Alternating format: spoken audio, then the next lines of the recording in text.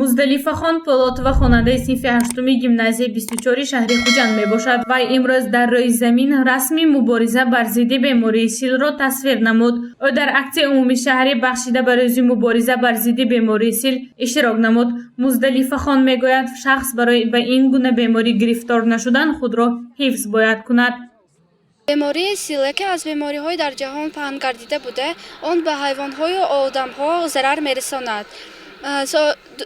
Дар асри 19 дар соли 1882 инро олими олмон Роберт Кох ихтироъ кардааст.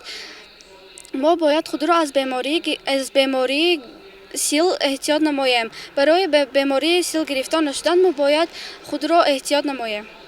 Ҳамасола дар ҷаҳон аз рӯзи мубориза бар зидди бемории сил таҳлил мекунанд. Бахшида ба ин рӯз дар боғи ба номи Абу Маҳмуди Хуҷандӣ аксияи умумии шаҳрӣ гузаронида шуд. Дар чорабинии мазкур намояндагон аз мақомоти иҷроии ҳокимияти давлатии вилояти Суғд ва шаҳри Хуҷанд, раиси тандурустӣ дар вилоят, маркази ҳимоя аз бемории сил, ҳилоли аҳмари ҷумҳурии Тоҷикистон ва маркази ташаккули тарзи ҳаёти солим иштирок намуданд. Ҳадаф аз гузарондани рӯзи умумии ҷаҳонии мубориза бар зидди бемории сил пеш аз ҳама бохабарии аҳолӣ дар бораи паҳншавии беморӣ, пешгирӣ ва мубориза бо бемории сил мебошад.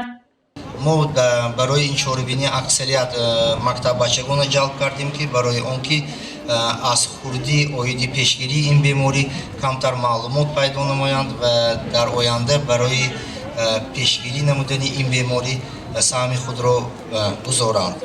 дар чорабинӣ расм дар рӯи коғаз ва замин гузаронида шуда хонандагони муассисаҳо фаъолона иштирок намуданд. хонандагон оиди мубориза бар зидди бемории силро рӯи коғаз ва замин тасвир намуданд.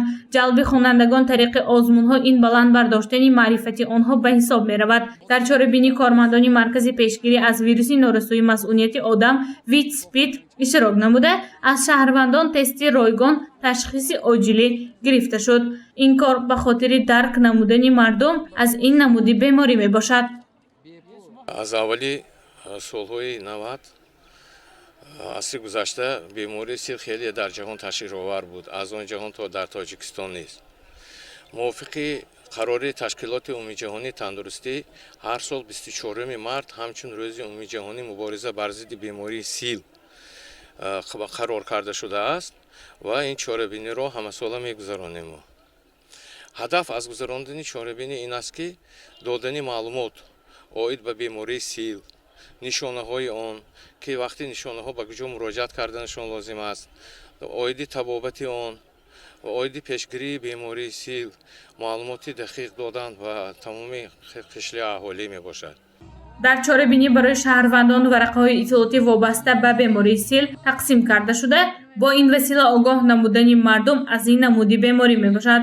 бояд қайд кард, ки имрӯзҳо бо тараққиёти замон ва пайдоиши таҷҳизотҳои нав бемории сил бемории табобатшаванда ба ҳисоб меравад. гузориши Ганҷина Олимова, Наимҷон Айюбов барои барномаи иттилоотӣ Хабар.